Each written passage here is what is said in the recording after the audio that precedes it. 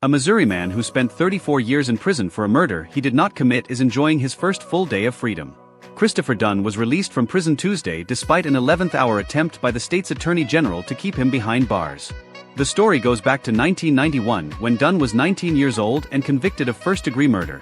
In the years since, after 2 eyewitnesses recanted their testimony, efforts to free Dunn gained speed and culminated in a judge's ruling on July 22 of this year. It vacated Dunn's sentence and ordered his immediate and swift release. But just as freedom seemed hours away, Missouri's Republican Attorney General Andrew Bailey filed an appeal. Because of it, Dunn had to stay behind bars for almost another week until the state Supreme Court ruled in his favor on Tuesday. Dunn spoke with Scripps News on Wednesday about hearing that his release had been stayed. When I got to the front, after going through all of the changes and hassle, I had to sit there and overhear the warden make a statement over the telephone and ask someone on the other end, "Are you sure? What do you want me to do?" Dunn said. The next thing you know, she turns around and stated that unfortunately you're unable to be released today because the Missouri Supreme Court has issued a stay. So I need you to take those clothes off and get back into your prison outfit and return back to your cell.